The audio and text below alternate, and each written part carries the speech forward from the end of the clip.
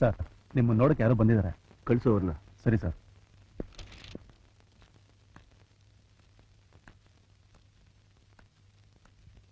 ನಮಸ್ಕಾರ ಸರ್. ಕೂತ್ಕೊಳ್ಳಿ. ಪರವಾಗಿಲ್ಲ ಸರ್, ಕೂತ್ಕೊಳ್ರಿ. ಏನು ವಿಷಯ? ಆವತ್ತು ನೀವು ನನ್ನ ಕಂಪ್ಲೇಂಟ್ ಕೇಳಿದ್ರಿ, ಅದು ನಾನೀಗ ನಿಮ್ಗೆ ಕೊಡೋಕೆ ಬಂದಿದ್ದೀನಿ. ಅದಕ್ಕೆ ಬದಲಾಗಿ ನೀವು ನಂಗೆ 5 ಲಕ್ಷ ರೂಪಾಯಿ ಕೊಟ್ಟರೆ ಸಾಕು. ಯಾಕೆ?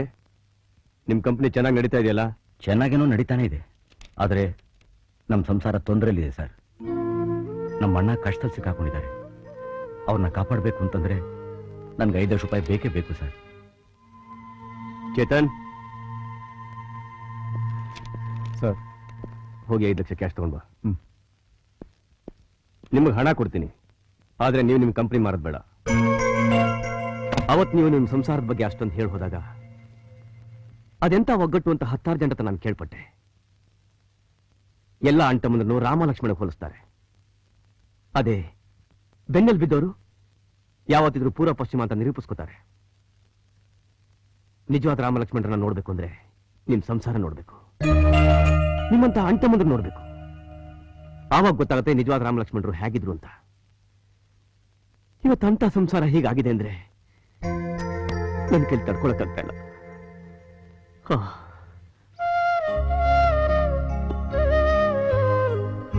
ಸೇತುವೆ ಕಟ್ಟುವಾಗ ರಾಮಂಗೆ ಅಳಿಲ್ ಸೇವೆ ಮಾಡಿದ ಹಾಗೆ ಕಷ್ಟದಲ್ಲಿರೋ ನಿಮ್ಮ ಅಣ್ಣನ ಪಾರ್ ಮಾಡೋಕೆ ಈ ನನ್ನ ಚಿಕ್ಕ ಅಳಿಲ್ ಸೇವೆ ಸರ್. ಆದ್ರೂ ಯೋಚಿಸ್ಬೇಡಿ ಸರ್, ಇದನ್ನ ಸಹಾಯವಾಗಿ ನಿಮ್ಗೆ ತಗೊಳಕ್ ಕಷ್ಟ ಆದ್ರೂ ನಿಮ್ ಕಂಪ್ನಿಲಿ ನನ್ಗೊಂದು ಪಾರ್ಟ್ನರ್ಶಿಪ್ ಕೊಡಕ್ಕಾದ್ರೂ ಒಪ್ಕೊಳ್ಳಿ ಸರ್. ಪ್ಲೀಸ್ ತಗೊಳ್ಳಿ ಸರ್, ತಗೊಳ್ಳಿ ಸರ್.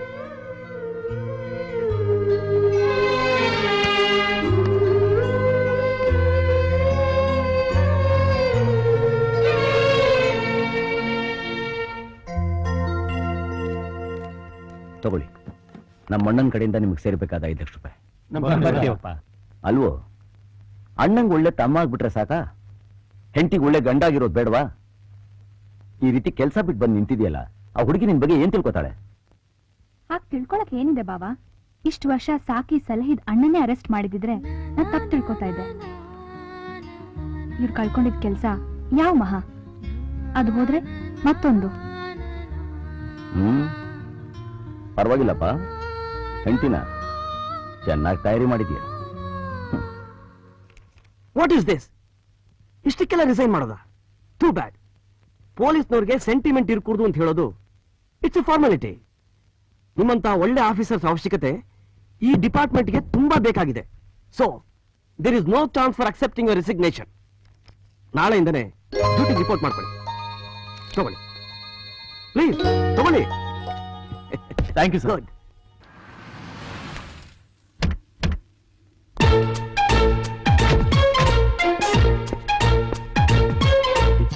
ನೀನು ಇಲ್ಲೇರು, ನಾನು ಒಳಗೋಗಿ ನಮ್ಮ ಅಣ್ಣ ಅಂತ ಮಾತಾಡ್ಕೊಂಡು ಬಂದು ಆಮೇಲೆ ಕರ್ಕೊಂಡು ಹೋಗ್ತೀನಿ. ಸರಿ.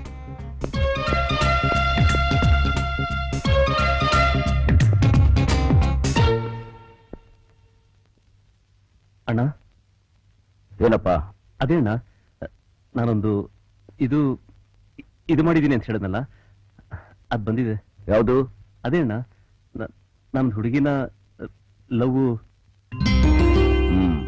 ಬರಕ್ ಹೇಳು. ಸರಿ ಅಣ್ಣ. ಕೀರ್ತಿ, ಅಪಾಯಿಂಟ್ಮೆಂಟ್ ಫಿಕ್ಸ್.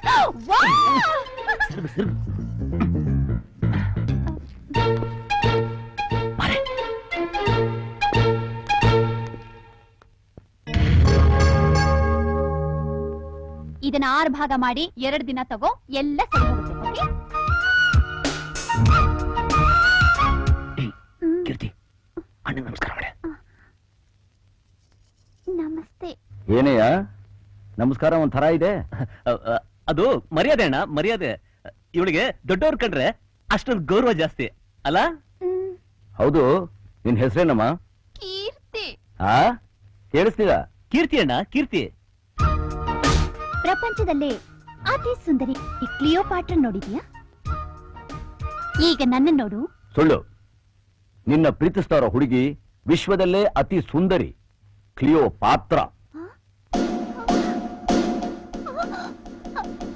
ಇವನೇನಾ ನಿಮ್ಮಣ್ಣ? ಹೌದು. ಯಾಕೆ? ಯಾಕೆ ಯಾಕೆ ಏನಾಯ್ತು? ಯಾಕೆ ಹೇಳ್ತಾ ಇದೀಯಾ?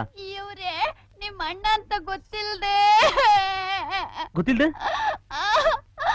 ಅವತ್ತು ಕ್ಲಿನಿಕ್ ಬಂದಿದ್ದೀನ ಬಂದಿನ? ಮರ್ಯಾದೆ ಕೊಡ್ದೇನೆ ಮಾತಾಡ್ಬಿಟ್ಟೆ. ನಿಮ್ ಅಣ್ಣನ್ಗೆ ನನ್ ಕಂಡ್ರೆ ಆಗೋಲ್ಲ, ಈ ಮದ್ವೆ ನಡೆಯೋಲ್ಲ. ನಿಮ್ ಅಣ್ಣನ ನೋಟನೇ ಸರಿ ಇಲ್ಲ, ವಿಲನ್ ತರ ನೋಡ್ತಾರೆ. ಇನ್ ಹೇಗೆ ಮದ್ವೆಗೆ ಒಪ್ಕೋತಾರೆ? ನಾನು ಎಷ್ಟೊಂದು ಆಸೆ ಇಟ್ಕೊಂಡಿದ್ದೆ, ಕೀರ್ತಿ, ನನ್ನ ನಿಂತ್ಕೊಳ್ಳೆ. ಆಸೆ ಎಲ್ಲ ಹಾಳಾಗೋಯ್ತು. ನಾನು ಅನ್ಕೊಂಡಿದ್ ಯಾವ್ದು ನಡೆಯೋಲ್ಲ. ಒಂದ್ ನಿಮಿಷ ಕಣೆ. ಅಳ್ಬೇಡ ಕಣೆ, ಔಷಧ ಬಿಡ್ಬೇಡ, ನನ್ ಮಾತು ಕೇಳು. ಬೇಡ ಸುಬ್ಬು, ನೀನ್ ಬೇರೆ ಹುಡುಗಿನ ಮದ್ವೆ ಆಗಿ ಸಂತೋಷವಾಗಿರು. ಅಟ್ ಲೀಸ್ಟ್ ಹುಟ್ಟು ಮಗುಗಾದ್ರೂ ನನ್ನ ಹೆಸರಿಡು ಕೀರ್ತಿ ಅಂತ. ಕೀರ್ತಿ, ಸುಬ್ರಹ್ಮಣ್ಯ, ಅವಳನ್ನ ಅಳಬೇಡ ಅಂತ ಹೇಳು. ಅವಳು ಈ ಮನೆ ಸೊಸೆಯಾಗಿ ಬರೋದಕ್ಕೆ ನಾನು ಒಪ್ಕೊಂಡಿದ್ದೀನಿ. ಆದ್ರೆ ಒಂದು ಮಾತ್ರೆನ 6 ಭಾಗ ಮಾಡಿ 2 ದಿವಸ ತಗೋಬೇಕು ಅನ್ನೋ ಜಿಪುಂಟ ನಾನು ಬಿಟ್ರೆ ಮಾತ್ರ.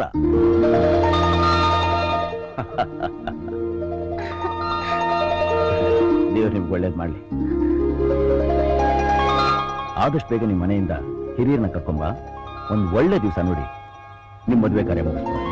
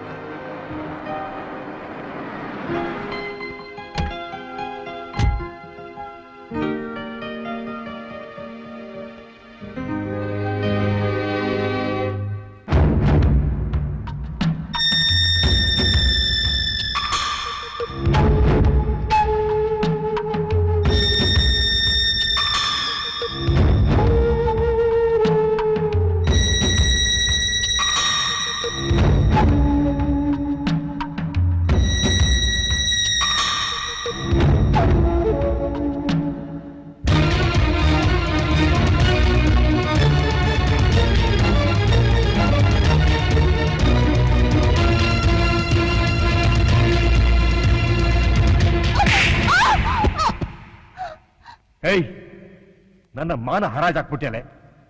ಒಬ್ಬ ಭಿಕ್ಷುಕನ ಇಷ್ಟಪಟ್ಟಿದ್ರು ನಿನಗೆ ಮದುವೆ ಮಾಡಿಸ್ತಾ ಇದ್ದೆ. ಆದ್ರೆ ನೀನ್ ಯಾರನ್ನ ಇಷ್ಟಪಟ್ಟಿದ್ದೆ ಗೊತ್ತಾ? ಯಾರ ನೆರಳು ಬಿದ್ದರೆ ನಾನು ಪಾಪ ಅಂತ ತಿಳಿದಿದ್ನೋ ಅವನ ತಮ್ಮನ್ನ. ಆವತ್ತು ಅವರ ಅಣ್ಣ ನನ್ನ ತಂಗಿನ ಮದುವೆ ಆಗೋಲ್ಲ ಅಂತ ಹೇಳ್ಬಿಟ್ಟ. ಅವಸರದಲ್ಲಿ ಅದೇ ಮುಹೂರ್ತಕ್ಕೆ ಅವಳಿಗೆ ಇನ್ನೊಬ್ಬನ ಕೊಟ್ಟು ಮದುವೆ ಮಾಡಿದೆ. ಆದ್ರೆ ವಿಧಿ ಆಟ, ಅಷ್ಟಕ್ಕಾಗಲೇ ಅವನಿಗೆ ಇನ್ನೊಂದು ಮದುವೆ ಆಗ್ಬಿಟ್ಟಿತ್ತು. ಬರೀ ಮದುವೆ ಆದವನಾಗಿದ್ರೆ ಚಿಂತೆ ಇರಲಿಲ್ಲ. ಆದ್ರೆ ಅವನೊಬ್ಬ ಕೆಟ್ಟ ಮನುಷ್ಯ. ನನ್ನ ತಂಗಿನ ಯಾವಾಗ್ಲೂ ಮತ್ತೊಬ್ಬನ ಪ್ರೀತಿಸ್ತವಳು ಅಂತ ಚುಚ್ಚಿ ಚುಚ್ಚಿ ಚುಚ್ಚಿ ಚಿತ್ರ ಹಿಂಸೆ ಕೊಡ್ತಾ ಇದ್ದ. ಒಂದು ಕಡೆ ಪ್ರೀತಿಸ್ತವನಿಂದ ಮೋಸ, ಮತ್ತೊಂದು ಕಡೆ ಮದುವೆ ಆದವನಿಂದ ಕಿರುಕುಳ. ಆ ನೋವನ್ನು ತಡಿಲಾರ್ದೆ ನನ್ನ ತಂಗಿ ಸ್ಟೋವ್ ಬಸ್ ಪಡ್ಕೊಂಡು ಸತ್ತು ಹೋದ್ಲು. ಇಷ್ಟಕ್ಕೆಲ್ಲ ಕಾರಣ ಯಾರು ಗೊತ್ತಾ? ಅವನಣ್ಣ. ಅಂಥ ಮನೆಗೆ ಸೊಸೆಯಾಗಿ ಹೋಗ್ಬೇಕಾ? ಒಂದಂತೂ ನಿಜ, ನಿನಗೆ ಮದುವೆ ಆಗದಿದ್ರು ಪರವಾಗಿಲ್ಲ. ಆದ್ರೆ ಅವರ ತಮ್ಮನಿಗೆ ಮಾತ್ರ ನಿನ್ನನ್ನು ಕೊಟ್ಟು ಮದುವೆ ಮಾಡೋದಿಲ್ಲ. ಅರ್ಚಕನ ಕರೆಸು, ಸಿಗೋ ಒಳ್ಳೆ ಮುಹೂರ್ತದಲ್ಲಿ ನಿನಗೂ ಕೀರ್ತಿಗೂ ಮದುವೆ.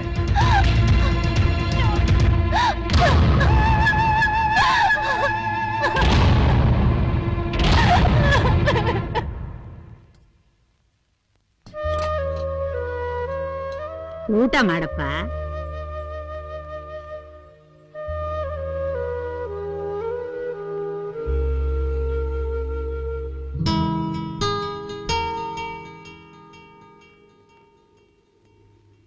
ಸುಬ್ಬು,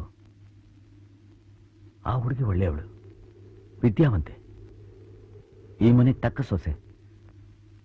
ಆದ್ರೆ ಅವಳ ತಂದೆ ನಮ್ಮ ಸಂಸಾರ ಯಾವಾಗ ಒಡೆದೋಗುತ್ತೋ ಅಂತ ಕಾಯ್ತಾ ಇದ್ದಾನೆ.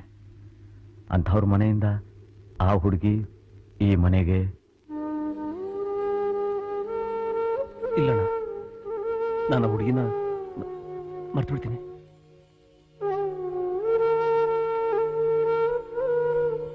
ಇದೇನಪ್ಪ ಇದು? ಊಟ ಮಾಡದೆ ಯೋಚನೆ ಮಾಡ್ತಾ ಇದ್ಯಾ?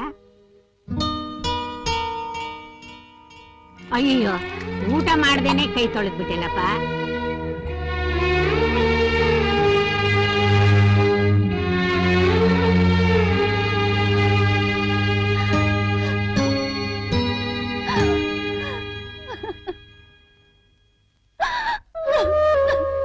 ಅಮ್ಮ ಊಟ ಮಾಡಿಮ್ಮ. ನನಗೇನು ಬೇಡ. ಅಮ್ಮ ಹೀಗೆ ಊಟ ಬಿಟ್ರೆ ನಿಮ್ಮ ಆರೋಗ್ಯ ಕೆಟ್ಟೋಗತ್ತಮ್ಮ. ನನಗೇನಾದ್ರೆ ನಿನಗೇನು? ಆಚೆ ಹೋಗು. ಯಜಮಾನ್ರೆ, ಚಿಕ್ಕಮ್ಮವ್ರನ್ನ ಸಾಕೋದಕ್ಕೆ ಎಷ್ಟೆಲ್ಲ ಕಷ್ಟಪಟ್ರಿ. ಇವತ್ತವರು ಊಟ ಬಿಟ್ಟು ಕೂತಿದ್ದಾರೆ. ನಿಮ್ ಮನ್ಸಿಗೆ ನೋವಾಗ್ತಾ ಇಲ್ವಾ?